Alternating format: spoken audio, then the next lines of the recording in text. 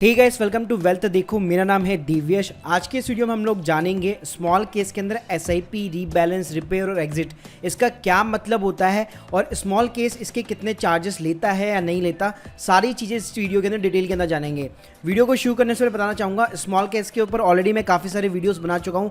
अगर आप लोगों ने नहीं देखे, प्ले लिस्ट की लिंक आपको डिस्क्रिप्शन बॉक्स में मिल जाएगी।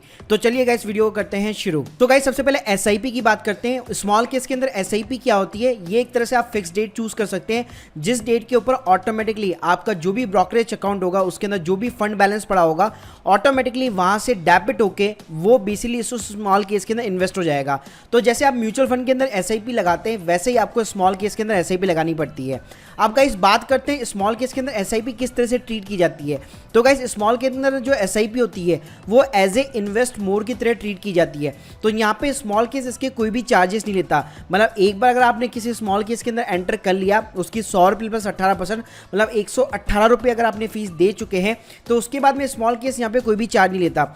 आपको जो अमाउंट पे करना है वो सिर्फ बेसिकली सेबी का जो जैसे एसटीटी पेड हो गया या सेबी का टर्नओवर फीस हो गई। उसके अलावा मान लीजिए अगर आपका जो ब्रोकर है अगर वो डिस्काउंटेड ब्रोकर नहीं है, जीरोधा नहीं है, या मान लीजिए कोटक सिक्योरिटीज वगैरह है, तो अराउंड 20 रुपये के समथिंग आपके वो चार्जेस लेता है। तो गाइस, ये जो आपको एक्स्ट्रा चार्जेस है केवल वही आपको बॉन्ड करने हैं। यहाँ पे स्मॉल केस जो है एसआईपी के ऊपर यहाँ पे कोई भी फीस वगैरह नहीं लेता। अब बात करते हैं गाइस रीबैलेंस की। रीबैलेंस में एक्चुअली क्या होता है, जो भी आपकी एडवाइजरी फर्म्स होती है, जो भी आपने स्मॉल केस सब्सक्राइब किया होता है, तो वो एडवाइजरी फर्म क्या करती है, उसकी एक फिक्स डेट होती है। ठीक है, उस फिक्स डेट के ऊपर बेसिकली वो अपने स्मॉल केस को यहाँ पे रीबैलेंस करते हैं। रीबैलेंस करने का मतलब ये, या तो वो स्मॉल केस के अंदर कोई भी जो प्रोपोर्शनेट होगा स्टॉक्स का, मान लीजिए लार्ज कैप में अगर 20% है, मिड कैप के अंदर 30% है, तो अगर उसमें से वो कुछ चेंज करना चाहते हैं तो वो कर सकते हैं। सेकेंड थिंग ये, मान लीजिए उस स्मॉल कैप केस के अंदर अगर आपको कोई स्टॉक्स यहाँ पे बाई करना है, कौन सा स्टॉक आपको सेल करना है, कितनी क्वांटिटी में रखना है, तो अगर वो कोई भी चेंजेस करना चाहते हैं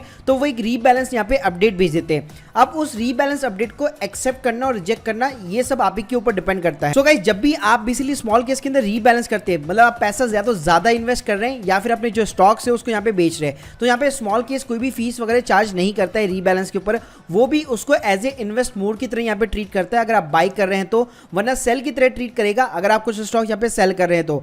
तो गाइस, आपकी जो चार्जेस लगेंगे वही सेबी का टर्नओवर फीस हो गई, ब्रोकरेज की फीस हो गई, और यहाँ पे एक्स्ट्रा लगेगा डीपी चार्जेस। ये डीपी चार्जेस तब लगते हैं आपके जब आप कोई भी स्टॉक को सेल करते हैं। तो नॉर्मली भी अगर आप अपने ब्रोकर के थ्रू कोई भी स्टॉक सेल करते हैं तो आपके यहाँ पे 15 रुपए के समथिंग यहाँ पे आपके डीपी चार्जेस लगते हैं। अब बात करूंगा गाइस रिपेयर की। रिपेयर क्या होता है स्मॉल केस के अंदर, कई बार क्या होता है कुछ जो स्टॉक्स होते हैं उस स्मॉल केस के अंदर वो एएसएम कैटेगरी के अंदर चल जाते हैं, या फिर मान लीजिए उसकी जो ट्रेडिंग है वो रेस्ट्रिक्टेड हो जाती है, मतलब ट्रेडिंग वहां पे बंद कर दी जाती है। तो कई बार क्या होता है जब हम लोग ऑर्डर प्लेस करते हैं, फॉर एन एग्जांपल मेरी स्क्रीन के सामने आप देख सकते हैं, ये मेरे पास में एक balance MFT basically small case था जिसके अंदर अडानी के यहाँ पे 3 स्टॉक्स थे। तो अडानी के अंदर बीच में जैसे आप सभी लोगों को पता होगा कि ट्रेडिंग बंद हो गई थी, मतलब कोई भी यहाँ पे बायर नहीं था, सिर्फ सेलर ही बचे हुए थे। तो गाइस, यहाँ पे मेरा जो स्टॉक्स थे वो मेरे बेसिकली सेल आउट नहीं हो पा रहे थे। तो इस कारण क्या होता है स्मॉल केस के अंदर जब भी मैं ऑर्डर प्लेस करता तो ये बेसिकली मेरे को यहाँ पे रिपेयर करने के लिए बोलता। तो गाइस, रिपेयर के केस में क्या होता है, आपने मान लीजिए एक बार आपने एग्जीक्यूट किया ऑर्डर और वो आपका यहाँ पे फेल्ड हो गया। तो मान लीजिए 12 स्टॉक है, 12 स्टॉक में से मान लीजिए 2 स्टॉक आपके फेल्ड हो गए, तो वो जो 2 स्टॉक आपके बचे हैं उसके ऊपर आपका रिपेयर लगेगा। तो आप देख सकते हैं जैसे मैं यहाँ पे रीबैलेंस करता हूँ, जैसे देख सकते हैं आप 9 फील्ड करने थे लेकिन हुए 7। ठीक है, तो 2 के ऊपर जो है बेसिकली यहाँ पे आपको रिपेयर करना पड़ेगा। अब गाइस, रिपेयर में भी यहाँ पे स्मॉल केस आपके कोई भी चार्जेस नहीं लेता। आपको जो सिर्फ पे करना अमाउंट है वो केवल सेबी के टर्नओवर फीस वगैरह, एसटीटी अमाउंट वगैरह, यही सिर्फ आपको चार्जेस पे करने हैं। अगर आप सेल आउट करते हैं तो आपको डीपी चार्जेस बॉन्ड करने पड़े। अब गाइस, बात करूंगा एग्जिट की, स्मॉल केस के अंदर एग्जिट कैसे होता है। तो मान लीजिए अगर आप स्मॉल केस की किसी भी स्मॉल केस को अनसब्सक्राइब करना चाहते हैं, ठीक है, मान लीजिए आपने 2-3 महीने इन्वेस्ट कर लिया, अब आपको लगता है कि ठीक है अब मार्केट पीक पे पहुंच चुका है, मैं अपने ये सारे के सारे स्टॉक यहाँ पे सेल आउट करना चाहता हूं और ये जो स्मॉल केस है वहां से मैं एग्जिट करना चाहता हूं। तो गाइस, आप किसी भी स्मॉल केस को जब एग्जिट का बटन दबाते हैं तो आपको क्या होता है, यहाँ पे 2 ऑप्शन मिलते हैं, या तो पूरा सारे के सारे जितने भी उस स्मॉल केस के अंदर स्टॉक्स है, या तो आप उन सभी को यहाँ पे बेच सकते हैं। तो वो बेसिकली यहाँ पे होल कैटेगरी हो गई।